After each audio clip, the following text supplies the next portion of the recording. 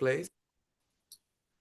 So the interesting thing, there's so much documentation about this principle of Guru Tattva. Gu means darkness, and Ru means remover, someone who helps to remove darkness, or ignorance.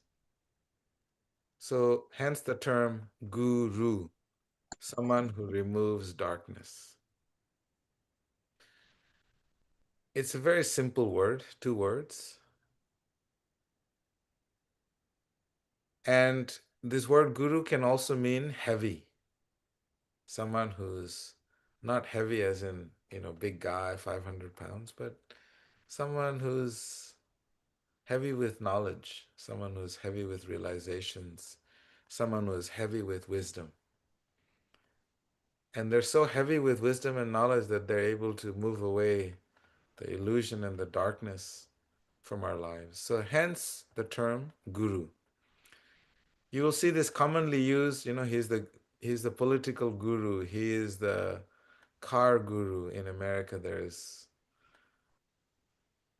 advertisements on TV. He's the car guru, he's the something guru. It's always used in various aspects, people in various different fields who are expert in that particular area of specialty. So it's very interesting to understand that guru actually means not someone who only transmits theoretical knowledge, but someone who propounds realized knowledge and often also revealed knowledge. So just to briefly touch on these three, there is knowledge in theory, and then there is knowledge that is realized, and there is knowledge that is revealed. So often when you have a theory, it doesn't really mean that you have actually realized that knowledge. So in spiritual life, these three levels of knowledge is commonly understood: the theory, the realized, and the revealed. So a guru is someone who can not only give you the theory, but can also give you realized knowledge. And realization only comes from application. When knowledge is applied, then that knowledge is called realized, because you have applied the theory. And finally, through the practical day-to-day application of that knowledge in one's own life, thereby removing the darkness from within oneself, one creates the pathway for revealed knowledge to enter into our being. And the revealed knowledge is not situated in the mind or in the intellect. Revealed knowledge is entered into the space of the heart, in the chambers of the heart. So theoretical knowledge is mind and intelligence,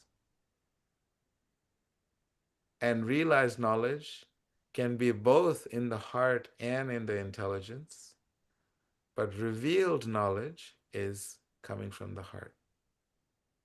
So someone who is a guru in the spiritual sense, they are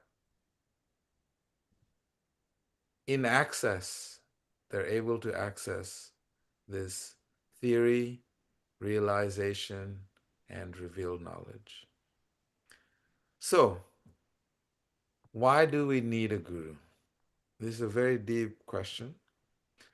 One of the reasons is, by design, we living entities in this world, by design, we have an illusion of independence. We have independence, but we have more than independence, we have an illusion of independence. And That illusion is that we feel, many times we feel we are self-taught, we are self-made man. Is a very common phrases you'll hear in this world. And very interestingly, if you really look deep down, that no one in this world is self-taught. Every thought, every value, every habit in our life is shaped by someone else. And that's the unique thing about life. Everything we are, someone has contributed to it. Someone actually taught us, some environment, somehow or other, it shaped into who we are today. If we look carefully, if we turn on the TV, we turn on our phone, we turn on our social media, you may notice that we're following someone. We watch advertisements, we watch influencers, we watch politicians, and finally you'll notice if you're away from all of this, then you have your mind. So what happens is somehow or other, we are going to have a guru, we are going to have a teacher, but we think we don't need any of them because we're in denial of it. But somehow or other, the mind, when you move all of this out, the mind will come and become your guru. The mind will be the one to come and teach you and shape your belief system and shape your world. So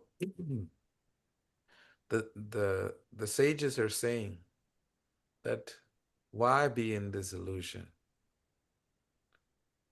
The first thing is we should at least acknowledge that we are in illusion, that we actually need a teacher, we actually need a guru to help us remove this illusion that we have of ourselves, that everything is centered around you. There's more to us, and we are a product of our environment, the association, and the consumption with our five sensory faculties. And that is what has shaped who we are today. So we have many gurus, but those are by default. We haven't chosen. You know, you watch a TV for a while, you will notice it's only a matter of time those TV have programmed you to believe certain things. I think it was, I don't know who I was speaking to. I was just sharing that. Oh, I think it was with Trent and a few other boys. We were just discussing, and I was sharing with them that I don't know how the topic came about, but how this world that we live in is selling hope and promises. And that's all they can do because they cannot promise you anything more than that. I mean, they can promise you, but they cannot deliver because they're not in control. When we turn on our TV and we see a toothpaste, Colgate toothpaste advertisement, they promise you if you brush your teeth with this toothpaste, it'll be the most, you'll have crystal clear teeth. And many of us been using them for decades, and our teeth is the way it is going to be. But the promise is given, and we hope that their promise will deliver. But so the point I'm making is that society is constantly conforming our mind and our belief systems, and it's happening subconsciously. So there is an illusion that we think we don't need, yet we are being fed, and yet we are being taught, and we are disciples. So that's point one, is to realize that illusion that we're living in. And if we look at the Bhagavad Gita, we see that Arjuna is in the middle of the battlefield. He is considered to be the best warrior of his time. There was no one equal to him,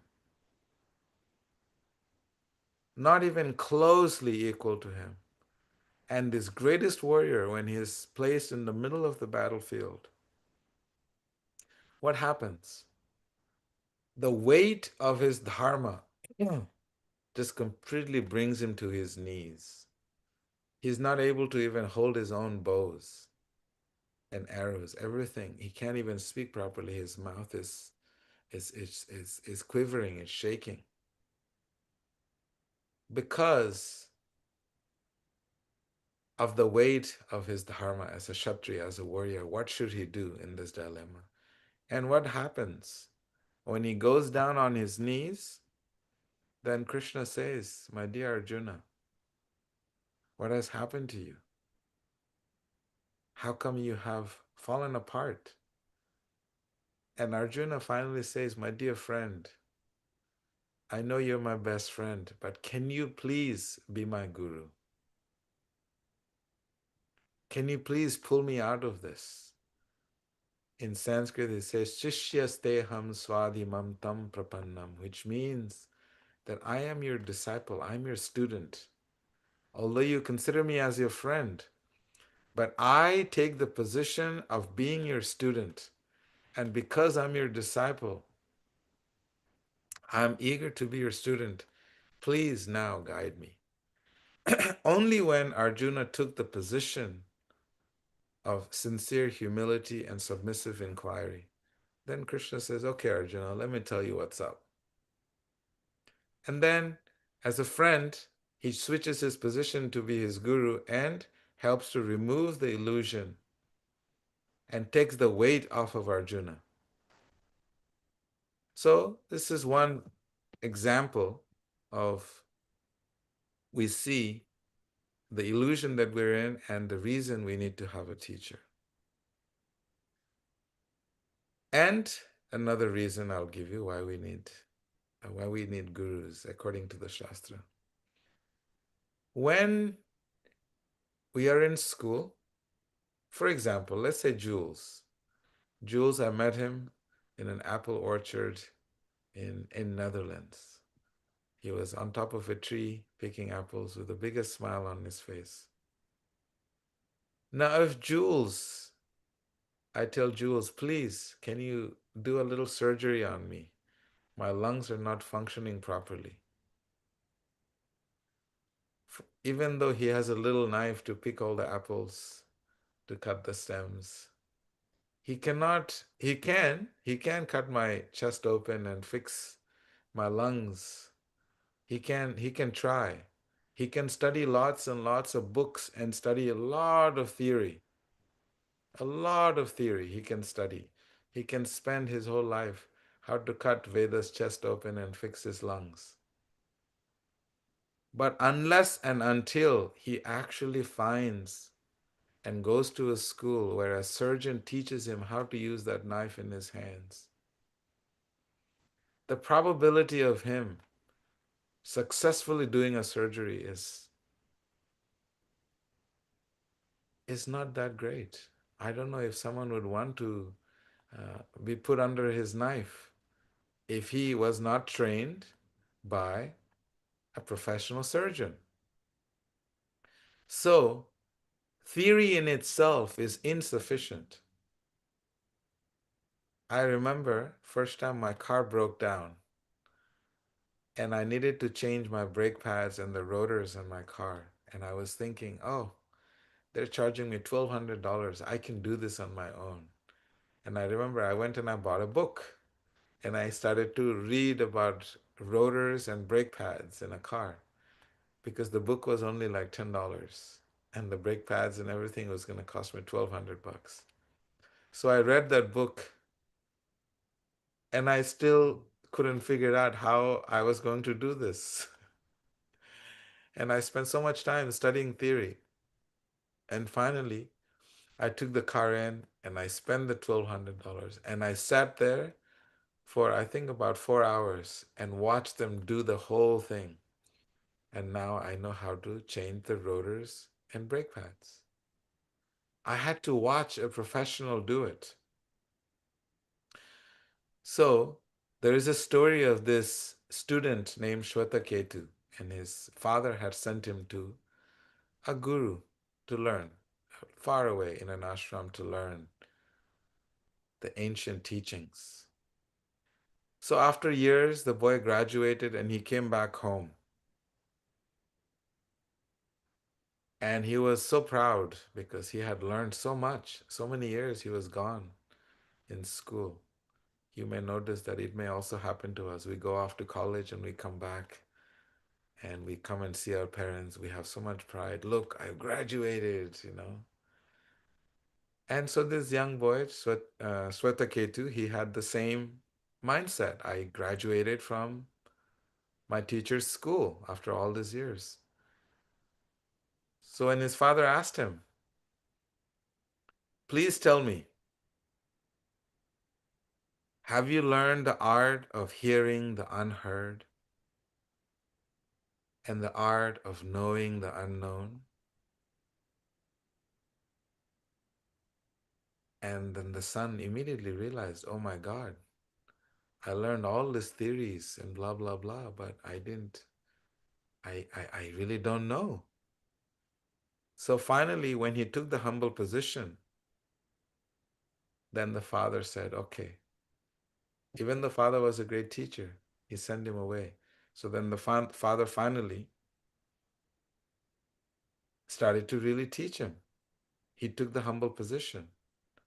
And the father then started to give him the real depth of knowledge, what it is about this world. So an example is here that we must have practical experience and learn from an experienced teacher, an experienced person. This theory is just by reading books and watching YouTube videos is is not something maybe sufficient in order for spiritual progress. Another reason the sages give that helps in our pursuit of uh, spiritual progress, it is because often we may not be able to see our own ego. It's difficult because we are in it, just like we are not able to see our own face. We can't. It's looking out. And we need a mirror to see our own face. So a guru is someone that helps to hold that mirror in front of you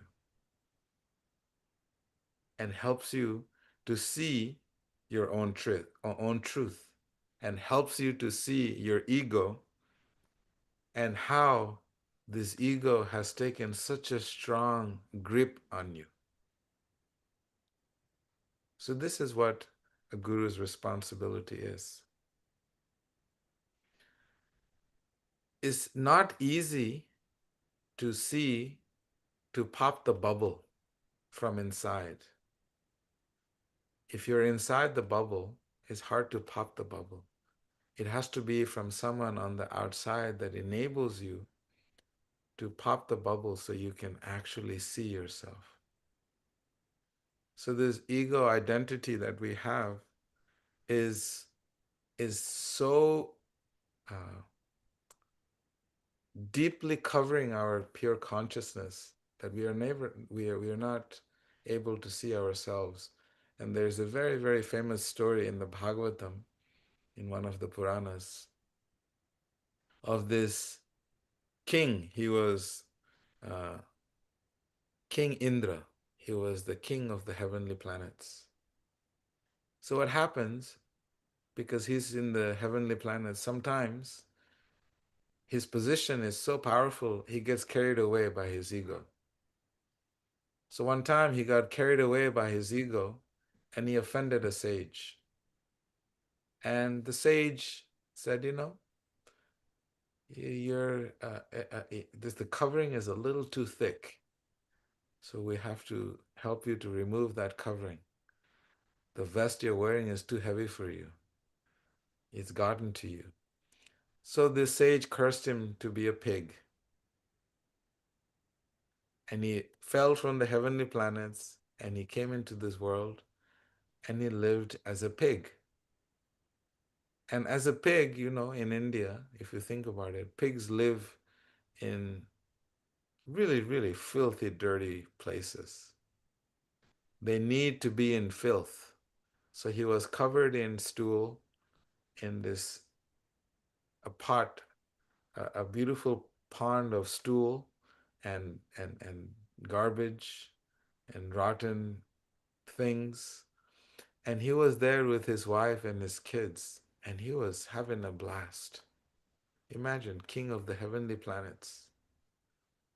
He's enjoying the most filthiest of all places and the rejects.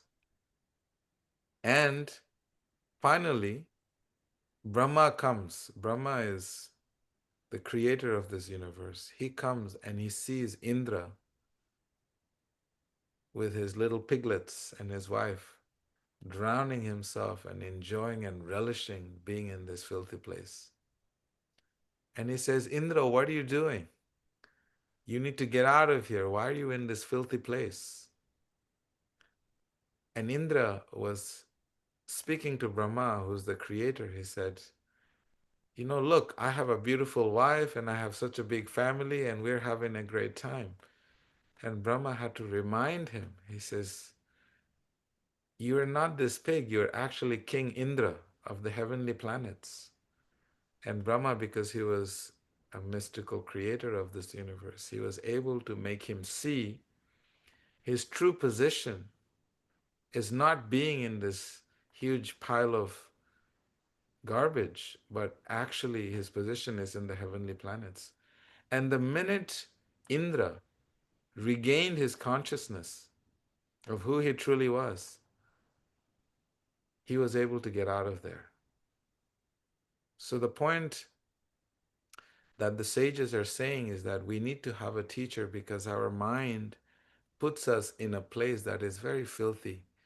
We will take shelter of the most lowest habits in our lives and think that they are the best and that they're very comfortable, they're happy, and they're joyful. But in all reality, a guru's responsibility or his duty is to actually help you to remove those illusions that is covering our true identity. So this is another reason that the sages are explaining to us, time is it? Okay, 9:30. Is explaining to us the need to have a guru in our life. And another reason the sages are explaining that we by design have this myth of objectivity. We all think that we are the most objective people in the world and everybody else is subjective. We are right and everybody else is wrong. We know the truth and no one else knows the truth. So there is this myth that we are born with. The Creator is our default operational mode. We live in this myth. Because if we really look into the truth about ourselves, our whole identity is being shaped by culture, society. And so we are deeply conditioned by our society. Like Veda Vyas, he cannot go to sleep without taking a shower at night.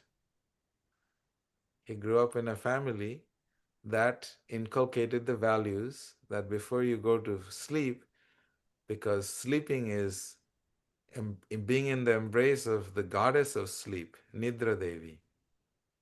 So you should, it's like a worship. Sleep is worship. So they teach you in Vedic culture that you must be clean, you must shower, you must dress properly to be in her lap. So Veda Vyas, I notice every night, he will make sure whatever he's done at the end of the day, he takes a shower. He will be clean and then he'll go to sleep, wear clean clothes. So society has conditioned him in a certain way because he was brought up like that. So what happens, our conditioning, it bends our identity, and it flatters. We do things that flatters our ego and does not free us. So society has conditioned us. Vedavyas had good conditioning, but many of us may not have that because vanity is part of our societal conditioning, that we want to do things that flatter us. When we, I remember when I went to first shop for some Western clothes, and I didn't know what kind of shirt to buy, and I didn't have much knowledge of Western clothes at all. I didn't know what a buttoned up shirt looked like and how I should wear it, how it should fit.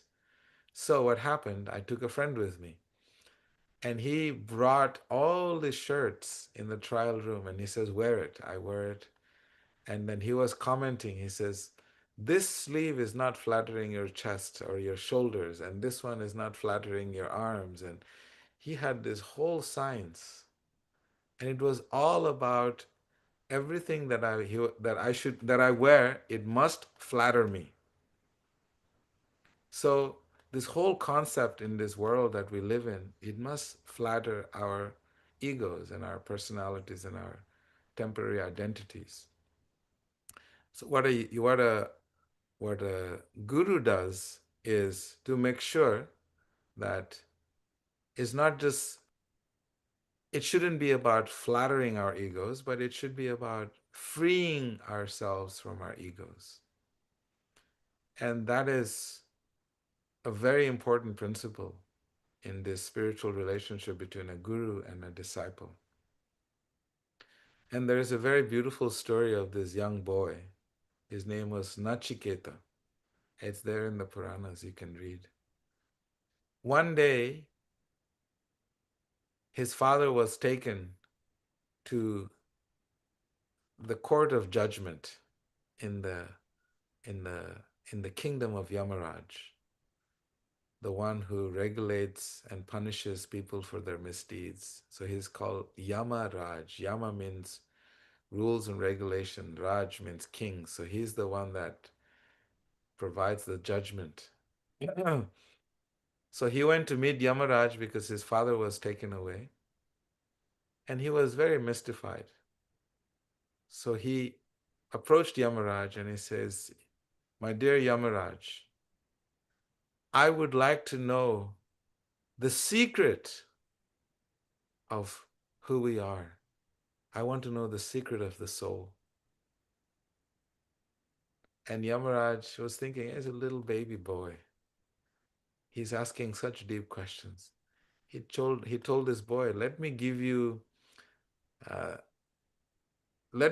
this possession, that possession. You know how parents do? They want something and they give different toys to distract the kid, and the kid wants what he wants, and they remain stubborn. So this kid was very stubborn. He wanted to know the truth. What is the spirit? What is the soul? Who left the body? He wanted to know the truth because the minute we know our true identity, that is the most powerful stepping stone for divine union, to transcend material existence. So that's what he wanted. And Yamaraj was going around and offered him all kinds of material uh, boons and material opulences. And he wasn't having it. He wanted the truth. So finally, Yamaraj gave him the truth. So this is the duty of a guru. The duty of a guru, they may also even test you. Do you really want this truth? Are you a sincere student to really understand and search for the ultimate truth of what it is that you need to have the highest experience of spiritual life? So Yamaraj is showing that very important principle, that we are conditioned in this material world and everything we do is to flatter our egos, and a guru's responsibility is to remove the coverings and help you find and experience freedom. So, let me see, time-wise, we have, okay, two more points the sages give us on why we need gurus in our life. They explain that we are by design, we're going to follow somebody. We don't have a choice. When we come into this world, our senses, our five sensory faculties are constantly gathering information, and our mind chooses someone to follow. And whether we like it or not, we are going to follow somebody.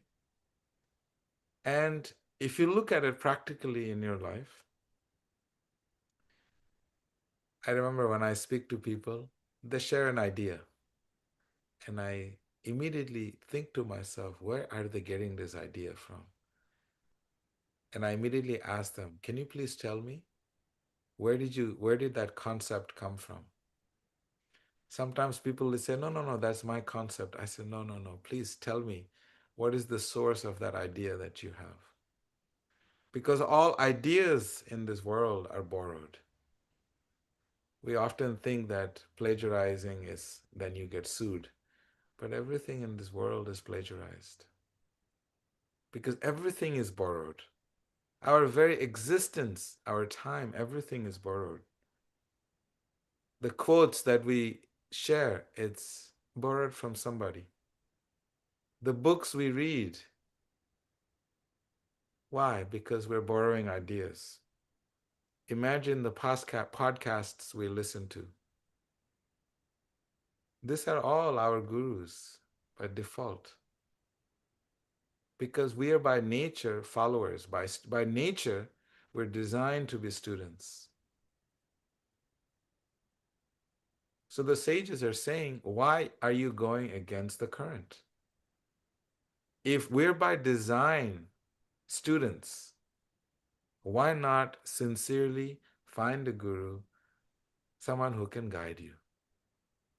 Have this process be a conscious process. So the sages are saying we must pick our gurus consciously. There is a story in the Mahabharata of this great archer named Ekalavya. He was contemporary to the Pandavas, and they had the same guru. His guru was Dronacharya. He was the best teacher, and he trained the Pandavas, all the prince. But this young boy, Ekalavya, because he was a forest dweller, he wasn't part of the royal caste. He was not allowed to join the school. But in his mind, he accepted Dronacharya, the teacher of this, of all the prince school. He accepted him as his guru, and he made a little murti. He carved a little statue of his teacher with clay, and he put his teacher down, and he dedicated practice. And this teacher and his practice was so rigorous that he became the best archer, except he was a forest dweller. And finally, when he met his guru, Dronacharya, while one day he was hunting in the forest, then Ekalavya, he heard a dog bark, and the dog was barking, and he shot so many arrows to shut the dog up so the dog wouldn't bark and did not harm the dog. And the teacher noticed that, and he says, oh my God, this is something that is incredible archery science. How do you shut up a barking dog without killing the dog to make sure the dog doesn't bark? And this, he found the student, and Ekalavya approached his guru and he paid his respects, and he said, the guru asked, who's your guru? Who's your teacher? And he said, you're my guru. And he showed him the statue that he made with the clay. He said, you're my guru, and I have learned from you. And the guru said, okay, now you have to pay guru dakshina. Guru dakshina means when the guru teaches you, then you must offer something in return. And it cost him his thumb because the guru wanted his thumb. And so he had to offer his thumb in charity to his guru because uh, the gurus by nature are people that when we learn from, they don't ask anything, but it is our duty as students to offer in in gratitude, in appreciation. Our it says body, mind, and words to be engaged in the service of the instructions of a guru. Because guru's knowledge that the guru provides is not his knowledge. It is knowledge that they have received in their heart. So when we offer anything to the guru, it is an offering that goes strictly and directly from one teacher to another teacher to the ultimate source. So this is why it is explained in this by the sages that one must have a guru. And finally, uh, it explains in the wisdom text, the guru is needed because it helps to dissolve our ego. And as long as our false ego is our companion, then we will not be able to find the truth because we will continue to create and invent our own truth and think that our invention of truth is the absolute truth. So therefore, to have a guru means to help us in our pursuit of dissolving this false identity, the false ego that we have, so that we can find our own truth. So we are not living in our subjective inventions of what is the truth. And truth is what sets us free. One final story is the story of the compiler of the Vedas. His name is Vyasadeva, like Veda Vyas is there with us. So Veda Vyas, he was told by his teacher that you please write the Vedas. So he did. He wrote the Vedas, but he was still unhappy even after compiling the Vedas. So then he approached his guru. His guru is Narada Muni. And he approached his guru. He said, I don't know what it is. You have given me instructions. I have followed your instructions, and I'm still unhappy. So then his guru came back on the bank of the river and taught him. He says, my dear Vyasadeva, the reason for your unhappiness is because you have compiled all the Vedas, but you have not been very specific. You have to provide specific details of the ultimate goal of life. Prema Pumartho Mahan, which is the ultimate goal of life is to be in loving union with God. And that is what you did not specify. And that's why you're unhappy. So imagine the compiler of the Vedas, of all knowledge, also needs a guru who can help him to understand that even though you may know everything, but there's still something that your guru can show you that can help to create a wider and a more powerful, vibrant approach to our spiritual practices and experiences ultimately. So these are the 6 reasons that I explained today why we need a guru. Of course, there are 5 different kinds of gurus that I can give you, but that's a whole nother big topic.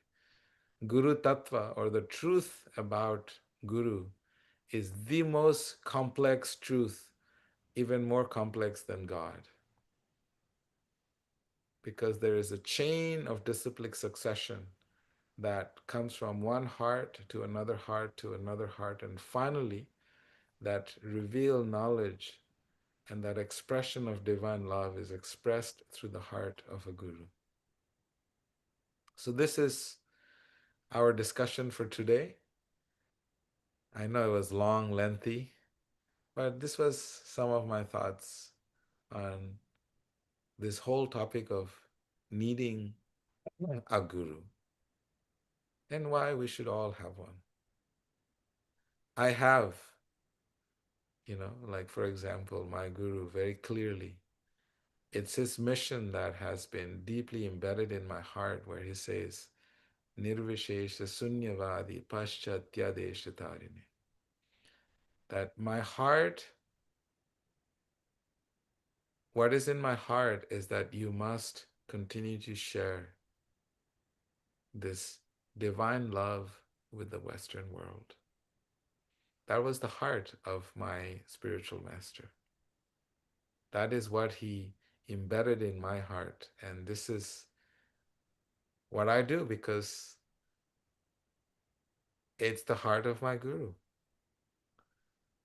So this is how, in the chain of disciplic succession, we take one spiritual essence and we make that the essence of our lives. And then everything starts to manifest from that absolute truth that has been passed down in the chain of disciplic succession. So thank you very much. Any reflections, any thoughts, any comments, questions?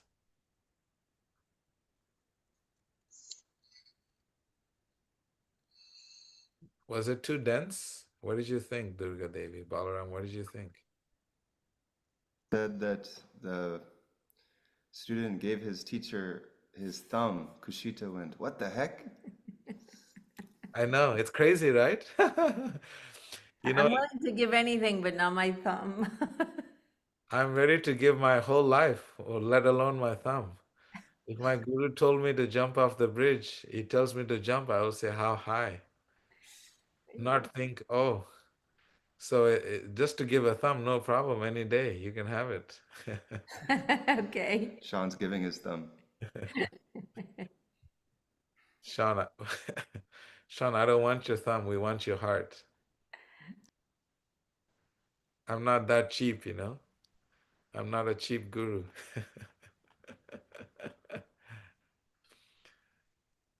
So any other thoughts or questions, comments? Shwini has some questions in the chat. Ashwini, please share with us. Do you want me to read it or is she on? Please. Please. She wrote, can we continue dialogue around the guru topic? How do we seek a guru? How do we identify that's the guru that we want? And I'm sure we can have different gurus for different purposes. I had a question in addition to that. Like a lot of people consider Neem Karoli Baba their guru. So what if the guru is no longer with us? Anyway, she has a lot of questions. So place all the questions in the group, and I promise you, and I'll live up to my promise, not like the material world, and we'll answer all your questions.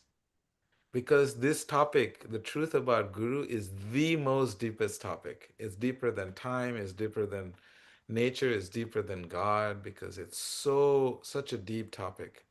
And it's an incredible topic. There's more books and there's more documentation on finding an authentic guru and understanding the truth about Guru than any other topic in the world. And it's the most dense and the most depth in every possible way. And I guarantee you that I may not have all the answers, but I can share with you so much more on this topic. How do we find a guru? Everyone's wondering now. Okay, can we do another class on this? We have a lot of questions. Yes, yes. Demaya, put your questions and send your questions, and we will. And you'll be surprised. There's so many different cool gurus, and how easy it is to get fooled by gurus also. So that is because it's so deep, it's so broad, it has huge spectrum. So you got all the questions, Keshavi? Next week we can have it. No, Demia, do you mind writing yours in the chat? And I think Sean, did Sean say the question? Oh, John P. Can you put your question in the chat too? You won't believe even Krishna had a guru. Even Ram had a guru. Even Neem Karoli Baba had a guru. Everyone has to have a guru. And the first guru you'll learn, I will give you a hint. The first guru in your life, the first one, each and every one of us have, no one, no exemption, is your mother. That's your first guru. And we'll categorize all these different gurus, and it's so cool.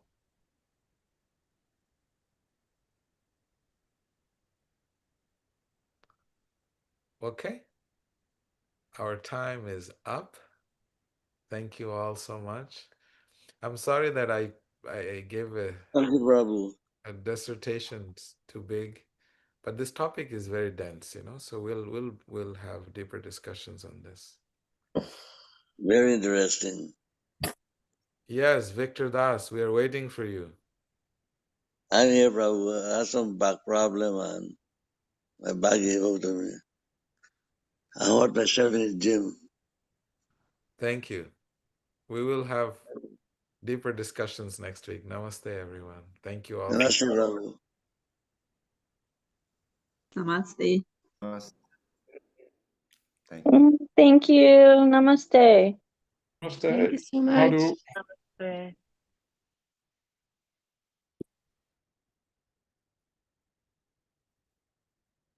I'm staying on for questions if anybody wants to add them.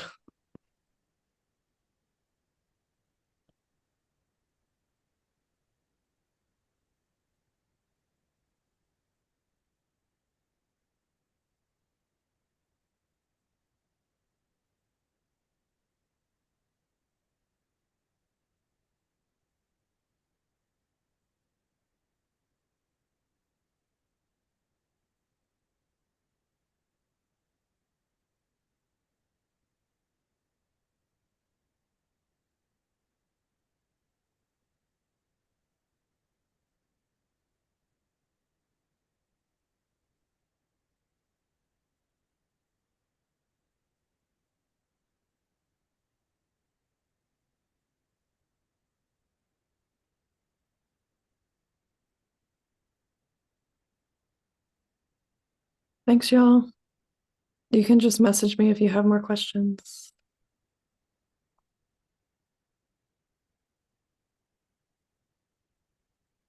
All right, well.